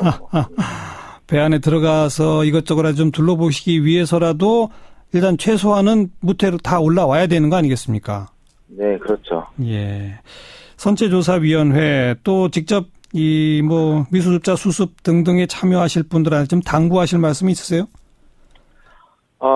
사실 그동안 이제 정부에서 진행했던 인양 과정에 문제가 참 많았습니다. 예. 그러나 이제 그것이 인양을 방해한다는 그런 이제 그 지적 때문에 저희들이 공개적으로 막 지적은 못했지만, 예. 그러나 어찌됐건 좀 굉장히 문제가 많았었는데요. 예. 다행스럽게 이제 국민들께서 많이 동참을 해주셔서 선체조사위원회가 만들어졌고요. 그렇죠. 이 선체조사위원회가 좀 다른 어떤 자세와 모습으로 예.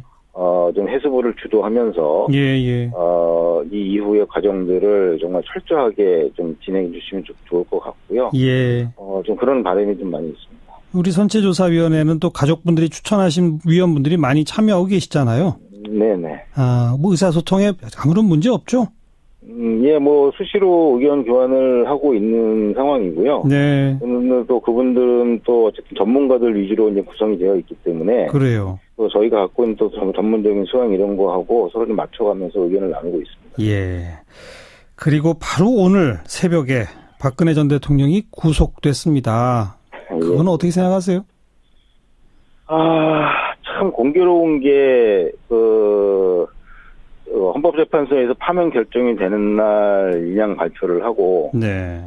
예, 그리고 또 구속이 되는 날 세월호가 무트로 왔습니다. 예. 참 뭐 우연의 일치이겠습니다만 그런 모습을 보면서 저희들이 가졌던 생각, 다시 말해서 이 현재 정부가 세월호 참사의 진상을 규명하고 안전한 사회를 만드는 데 있어서 가장 큰 걸림돌이다. 네. 방해 세력이었다 하는 저희의 판단이 좀 맞았던 것 같고요. 예. 이제는 좀 새로운 분들이 새로운 어떤 그 정치라든가 뭐 국정을 이끌어 갈 테니까 예. 지금보다는 좋아지지 않겠습니까? 좋아져야죠. 그런 기대를 갖고 지금도 열심히 저희 의견들을 좀 전달을 하고 있습니다. 네, 알겠습니다. 여기까지 말씀드릴게요. 고맙습니다. 네, 감사합니다. 4.16 세월호 가족협의회 유경근 집행위원장 목소리까지 들어봤습니다. 자, 시사잡기 1부 마무리 짓겠습니다. 저녁 종합 뉴스, 잠깐 뉴스 들으시고요. 7시 5분에 2부에 다시 뵙죠. 미디어스의 김민아 기자, 어서 오세요. 안녕하세요. 박근혜 전 대통령 새벽에 구속 수감됐죠. 이제 검찰의 추가 조사를 받게 되는 거죠. 그렇습니다. 구속 수감으로 신병이 확보됐기 때문에 검찰도 좀 이제 여유를 갖고 지금 조사를 하겠다 이런 입장인 건데요. 조사 시기는 다음 주 임의대로 누구의 저지도 없이 예. 이렇게 구조를 했어요. 예. 나는 조금 있다가 이제 해경정이나 이제 각자 이제 이렇게 연락을 받고 하고요. 헬기도 없고. 그래서 이제 저희들을 위험하다고 이렇게 제지를 하더라고요. 해경이 저지를 했어요? 카페 근처에 가까이 가지 말라고? 예, 위험하다고 이렇게 그를 금지를 시키래요. 그래요? 예. 뭐가 위험하다고요? 그래 이제 일단 우리들이 위험하다는 거죠. 이제 어선들이 거기 접근을 하면 저 배가 빨려 들어가고 있으니까 접근하지 마라. 저는 그렇게 내용으로 알고. 저희 어민들 심정에서는 다가가서 빨리 그 애들을 참 그 실종이 죽어가고 이제 가라앉기 전에 그 직전에 있는 사람들을 이렇게 유리창으로 다 보이니까 구조하고 싶은데. 예. 우리들 배 어선에 다 망치나 막 이 모든 기구가 있잖아요. 예. 그거라도 두드려 부수고 깨고 들어가고 싶은 심정이었는데. 예. 어떻게 하겠어요? 이렇게 강력하게 제지를 못 들어가게 방송으로 이렇게 근데 방송을 하면서. 그래서 우리가 막막하게 옆에서 떠 있어서 지켜만 보고 있었는데 그렇게 된 상황이었습니다. 아니, 그러니까 그 옆에 떠서 지켜보실 때 유리창 속으로 학생들 모습이 다 보였습니까?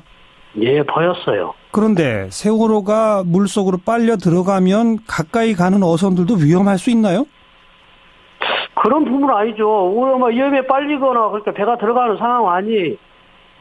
거기서 이렇게 공기 압력으로 해서 안에 공기가 밖으로 이렇게 유입되다 보니까 분수처럼 이렇게 섞기만 하대요. 예.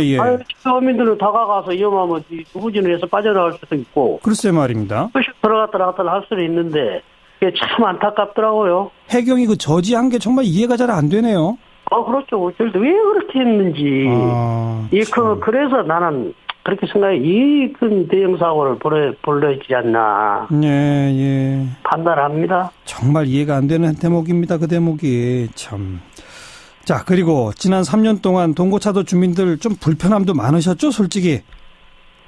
한 3년 동안 그 후로 이 어떠한 적정한 보상도 이루어지지 않고 예. 정말 힘들었습니다. 어민들이. 네, 네. 그 후로 모든 어족 고갈이라든지 예. 양식 시설에 있는 양식이라든지 그 전에는 좀 그렇지 않았습니다. 그런데 이상하게 그 배가 있음으로 해서 계속 지속적으로 거기서 그 배들이 매달려서 어떠한 이제 그 상황을 모르죠. 그런데 그런 쪽으로 해서 모든 우리 생산량이 이렇게 감소가 돼요. 아, 그래요. 네. 예. 예를 들어 가령 하나를 우리가 이렇게 얘기를 하다 보면은 자, 미역이 옛날에는 그 세월호 사고 있기 전에는 네. 이렇게 총 기장이 우리 생산할 마지막까지 한 2m 이상이 됩니다. 그런데요. 그 후에는요. 길이가. 예. 그런데 작년에도 재작년에도 3분의 1도 안 자라요. 3분의 1도. 네, 그러다가 뿌리를 지탱을 못하고. 예. 그대로 뿌리가 지탱을 못하다가 바람만 살짝만 불어버려도. 네. 버리고 빈 줄만 남고. 아이고. 이제 그런 점에서 이제 모든 이렇게 어획고가 고갈이 되고 모든 멸치라든지. 예, 예. 갯바위의 전복, 폐사라든지. 네. 아주 이제 물속에 들어 이렇게 잠수를 시켜보면은 거의 바닷속에 가라진 그러니까 이제 빈 껍질만 나는 게 전복 껍질이래요. 네, 네. 그래서 어민들이 참 어촌계 일대로에서 그것을 참 생계유지라고 그것마저도 그렇게 예. 막막하게 돼버렸고 예. 참 답답한 심정으로 그렇게 살았죠. 그렇죠. 그래도 저희들은 그 어민 그때 당시는 많이 참았습니다. 예, 예. 우리가 안녕하세요. 박근혜 전 대통령 구속 수감 이게 대선 전국에 영향을 미칠까요? 저는 별로 영향을 못 미칠 걸로 판단합니다. 아, 근거는요? 이게 따져보면요. 작년 12월 9일에 탄핵이 국회에서 가결이 됐습니다. 그리고 올해 3월 10일에 대통령직에서 파면이 됐죠. 예. 그리고 이제 한 20여일 동안 검찰 조사, 구속영장 청구, 그리고 구속 수감까지 이어져 왔습니다. 3달하고도 20여일 걸린 거예요. 예, 예. 구속 수감을 별개의 사건으로 볼 수 있겠지만은 이 박 전 대통령에 대한 판단은 이 전국 민심에 반영될 대로 반영됐다는 거죠. 그렇죠. 예. 예. 그러니까 헌재 판결 이후로 생각해 보면요. 갈등이 더 심화됐냐, 약화됐냐? 약화됐지 않습니까? 약화됐죠. 그렇죠. 예, 예. 오늘 구치소 앞에서 한 50여 명이 박 전 대통령 지지 시위를 했다고 합니다. 예. 대통령 파면 이튿날부터 규모가 줄어들었고 계속 줄어들고 있어요. 예, 예. 그래도 정당 지지율을 보면 아직 자유한국당이 바른정당보다 지지율이 높잖아요. 그게 근데 바른정당보다만 높지 않습니까? 다른 당보다는 오히려 처지고. 예, 자유한국당에서도 보면 이른바 애초에 그 뭐 삼성동계 이렇게 뭐 8명, 9명 지목도 했었지 않습니까? 예, 의원들. 예, 예. 뭐 역할 분담도 하고 뭐 이런다고. 근데 이분들이 하나같이 아니라고 손사래를 치고 있고 어제 삼성동 자택을 찾아간 의원들도 개인적 정리다. 인간적 도리다. 이런 식으로 설명을 하고 있어요. 예, 예. 김진태 의원 같은 분도 뭐 이제 친박은 없다. 뭐 이런 식으로 이야기하고 있지 않습니까? 예, 예. 자유한국당조차도 박근혜 전 대통령과 약간의 선긋기. 그렇죠. 거기다가 오늘 그 홍준표 경남지사가 후보로 선출이 됐잖아요. 확정됐죠. 예, 예. 그러니까 조금 더 선회를 할 것 같아요. 예. 그리고 자유한국당이 바른정당보다 지지율이 높은 게 과연 박근혜 전 대통령 때문일까? 아하. 그것도 저는 잘 모르겠어요. 예. 좀 주류라는 이미지를 주기 때문이 아닌가 싶기도 하거든요. 예. 오히려 박 전 대통령을 이렇게 확 떨쳐내지도 못하고 그렇다고 끌어안을 수도 없고 그래서 머리가 더 아플 수도 있는 거죠. 예. 지금 자유한국당은 독자 행보로 가느냐 보수 단일화로 가느냐 그 두 방향에 교차하고 있는 상태 아닌가요? 그렇습니다. 오늘 홍준표 후보 이제 선출이 돼가지고 뭐 보수 단일 후보 뭐 이런 이야기를 했는데 네. 하면서 그렇다고 해가지고 다른 당의 협상을 선언 이런 건 안 했습니다. 그러니까 예. 여기도 이제 자유한국당 당판 자강론인 것 같아요. 예, 예. 그래서 국민의당이 좀 자강론으로 해가지고 효과를 보니까 바른정당, 자유한국당 다 일단은 그렇게 가는데, 예. 근데 이제 구속 자체, 박 전 대통령 구속 자체는 자유한국당에게는 별로 안 좋을 수도 있을 거예요. 네, 네. 방향 전환에 좀 방해가 될 수 있으니까요. 예. 그리고 바른정당하고 연대도 사실 어려운 일이죠. 그렇죠. 그리고요, 오늘 이제 여론조사 2개가 나왔는데, 뭐 갤럽하고 아레나 둘 다 이제 큰 회사입니다만은 큰 흐름은 안철수 전 대표의 약진인데 제가 좀 재밌게 본 건 다른 쪽이었어요. 뭐죠? 홍준표 지사의 지지율 상승세가 멈췄습니다. 아하. 좀 떨어졌어요. 예. 김진태 의원하고 이제 큰 차이도 없는데 글쎄요, 둘이서 시너지 효과가 나올지 이건 좀 봐야 될 것 같고 조금 올라가긴 올라가겠죠. 김진태 의원 걸 흡수할 수가 있을 테니까. 예. 그리고 비호감도를 보면은 문재인 전 대표가 제일 높고 홍준표, 김진태 순입니다. 예. 문 전 대표가 높은 건 이해가 됩니다. 제가 전에도 말씀드렸지만은 비호감도는 어느 정도는 지지율하고 비례하는 면이 있거든요. 그렇죠. 지지층이 많으면 반대층도 생기니까요. 네. 그런데 이제 홍준표, 김진태 이 두 분은 지지도에 비해 가지고 비호감도가 비정상적으로 높습니다. 그렇죠. 지금 이제 보수층이 박 전 대통령에 대한 입장으로 양분이 돼 있는데 이 벽을 무너뜨리려고 하나로 묶어내려면은 강력한 리더. 말하자면 지금으로선 지지율이 높은 대선 후보가 있어야 돼요. 네. 홍준표 지사가 뭐 스트롱맨 이런 이야기를 하지만은 그건 내가 강하다고 강한 게 아니라. 네. 안 벌어서 참 어쩌겠냐. 우리가 돈욕을 하지 말자. 워낙 희생이 컸으니까. 이 희생자를 생각하면은 우리가 자식 교육 다 똑같은 네. 입장인데. 예. 같은 부모 심정으로서 많이 참았습니다. 근데 이번에 인양하면서 또 기름이 유출돼서 양식도 피해 많이 보셨죠? 아이고, 지금 완전히 덮쳐갖고. 예. 완전히 지금 전량 폐기로 지금 갔어요. 지금 그거는 그래도 배상을 받아야 되지 않습니까? 아이고, 받아야 되는데 지금 지네 그거 받아주라고 지금 애원을 하고 있습니다만은. 예. 앞으로 잘 되기를 저희 어촌계장 심정으로서는 예. 잘 되기라고 있고요. 지금 뭐 정부도 전남도도 다 그 피해 부분에 대해서는 배상한다는 원칙은 갖고 있으니까. 되겠죠. 그럴 바라겠습니다. 알겠습니다. 충분한 보상 되도록 저희도 응원하겠습니다. 계장님 오늘 고맙습니다.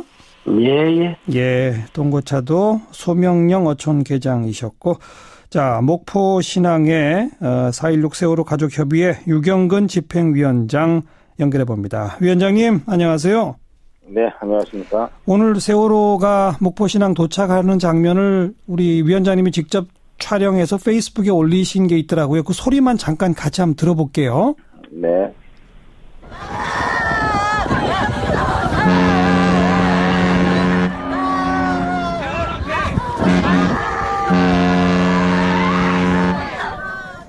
네, 위원장님.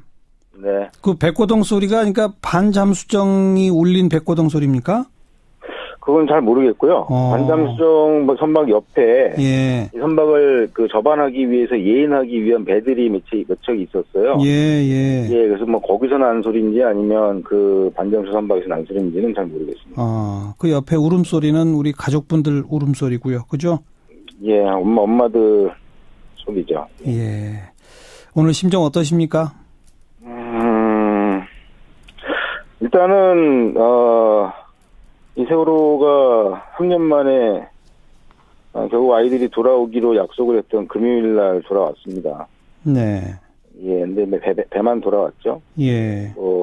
어쨌든 이제라도 인양이 돼서 돌아온 거는 그나마 다행이고요. 예. 특히 이제 9분의 미수자분들을 이제는 정말 찾을 수 있겠다라고 하는 구체적인 희망이 생겨서. 네. 그건 좀 기쁘게 생각을 합니다만. 예. 그러나 그 배의 형상 자체가 너무나 끔찍하게 지금 되어 있어서 마치 그 안에서 사투를 벌이던 우리 아이들 가족들의 그 모습을 보는 것 같아서 네. 그래서 엄마들도 아빠들도 좀 많이 힘들었던 것 같습니다. 배 형상이 끔찍하다. 어떤 모양입니까? 예, 저희 육안으로 오늘 본 것은 배의 밑면 옆으로 누워 있으니까 밑면만 봤고요. 네. 저는 이제 해역에 나가서 뭐 사방을 다 둘러보기도 했습니다만. 예. 배 밑면은 전체적으로는 뭐 깨끗해 보일지 모르겠으나 이미 배수를 한다는 이유로 수없이 많은 구멍을 좀 뚫어놨죠. 예. 그리고 객실 부위는 그냥 말 그대로 보통 뭐 흉가처럼 보일 정도로 예. 뭐 찌그러지고 삭고 예. 이런 모습이죠. 예. 네. 지금은 이제 목포 신항이 일단 접안이 돼 있는 상태고. 배가 육지로 완전히 들어오려면은 또 며칠 걸린다면서요? 지금 어떤 작업을 하고 있습니까? 지금 현재는 그 배를 접안만 해놓은 상태로 알고 있고요. 예. 그리고 이제 인수인계를 좀 그 절차를 진행을 할 겁니다. 예. 그래서 인양은 상하이 셀비디가 했지만 입상 거치 후에는 또 별도의 업체가 또 다른 일들을 해야 되기 때문에 예. 현재 상태를 파악을 하고 그리고 아직 미비된 조치가 있으면 마저 하고 예. 그리고 이제 인수인계 절차를 밟아야 되고요. 예. 지지를 받아야 강해지는 거지 않습니까? 물론이죠. 물론 뭐 대선이 39일 남았으니까 변할 수도 있겠지만은 지금은 이제 그 가능성이 쉬워 보이지 않는다. 예. 자유한국당, 바른정당에도 이런 연대 합당이 쉽지 않을 것이고 그리고 또 하나 더 큰 것은 한다고 하더라도 과연 큰 효과가 있겠느냐. 그렇죠. 네. 홍준표, 유승민 둘 다 지지도가 얼마 안 되니까 그죠? 네. 네. 반대로 이제 더불어민주당 또 국민의당에 박 전 대통령 구속이 미치는 영향은 어떤 걸까요? 기본적으로 직접적 영향은 없을 것 같아요. 네. 뭐 문재인, 안철수, 안희정, 이재명 이런 분들에게는 크게 플러스 될 것도 없고 마이너스 될 것도 없는데 다만 이걸로 이제 나비 효과로 벌어지는 2차, 3차 영향은 있을 겁니다. 그게 뭐죠? 제가 이제 어제도 말씀드렸지만은 4월 초까지는 2위하고 3위 격차가 어떻게 나는지 중요할 거다. 예. 이런 말씀 드렸잖아요. 예. 지금 지지율이 이제 문재인, 안철수, 안희정, 이재명, 홍준표 대체로 이런 식인데 민주당은 한 명이 되는 거지 않습니까? 어차피. 예. 그럼 홍준표 후보가 사실상 3등인데 지지율 상승세가 멈췄거나 조금 떨어졌어요. 그렇죠. 컨벤션 효과가 나타날지 모르겠지만은 그런데 2등 안철수 전 대표는 쭉 올라가고 있단 말입니다. 2, 3위 이제 갭이 벌어진다는 이야기죠. 2, 3위 갭이 벌어지게 되면 이른바 비문 단일화 뭐 이런 것들은 또 오히려 어려워진다. 어려워지거나 아니면 이게 쏠림 현상. 예. 이게 지지율로 정리가 되는 그런 식이 되겠죠. 예. 그러면 안철수 후보가 계속 강조해왔던 것처럼 문재인, 안철수 양강 구도가 될 수도 있다. 이런 거로군요. 그렇죠. 그런 가능성이 보이는 거죠. 자, 수고하셨어요. 네. 윤태곤 실장이었습니다. 목포 신항에 도착했습니다. 침몰 사고 후 1080일 만에 반st함수정에 실린 채로 마지막 항해를 이렇게 마친 거죠. 자, 오늘은 이 3년 전 사고가 바로 났던 바로 그날 사고 현장으로 가장 먼저 달려갔던 동거차도 주민 가운데 한 분 전화로 좀 연결해 보고요. 그다음에 유족 협의회 목소리까지 듣겠습니다. 동거차도 동육마을의 어촌 계장 맡고 계신 소명령 계장님 안녕하세요. 예, 안녕하십니까. 예, 3년 만에 그 인근 바다에서 세월호가 떠났네요. 그죠? 네, 오늘 떠났습니다. 예, 느낌이 어떠세요? 무사히 가셔 좋고 이제 마음 편히 일할 수 있어서 진짜 걱정 없이 일할 수 좋겠네요. 아, 그렇죠. 네? 동거차도에 그 유가족분들, 자원봉사분들 다들 계셨었는데 지금 다들 떠나셨나요? 네, 오늘 오전에 다 떠났습니다. 아, 그러셨군요. 이젠 정말 동거차도 주민분들만 계신 거네요. 그렇죠. 예. 그 3년 전 사고 난 당일날 우리 소명령 계장님도 배 몰고 세월호 옆으로 가셨죠? 아, 그랬죠. 어떻게 가시게 됐어요? 최초에 이제 해경에서 연락 지시를 받고, 예. 처음에는 여객선인지를 잘 몰랐어요. 해경에서 요청받기를, 예. 낚싯배가 침몰하고 있다. 낚싯배요? 예, 그렇게 알고 우리가 이 현장을 갔었는데, 예. 그게 아니라 뭐 엄청난 이렇게 큰 물체가 쏘고 있더라고요. 예. 옆으로 누워서. 예. 우리가 판단했더니 낚싯배는 아닌데. 그렇죠. 앞으로 이제 물살의 조리에 밀려 우리는 이렇게 접근을 하고 그러다 가까이 이제 붙어다 보니까. 예. 이제 여객선을 우리가 판정을 했습니다. 그렇죠. 예. 그래서 좀 구조도 하셨어요? 아이고, 그때 당시는 가까이 오니까 구조를 이제 하려고 이제 접근을 했죠. 예. 그래가지고 이제 여러 해경이 이렇게 오고, 이제 그네 조던 몇민 이제 미연단체에서 이렇게 배들이 움직이고, 예. 선들이 다 가까이 해서, 그때 당시는 막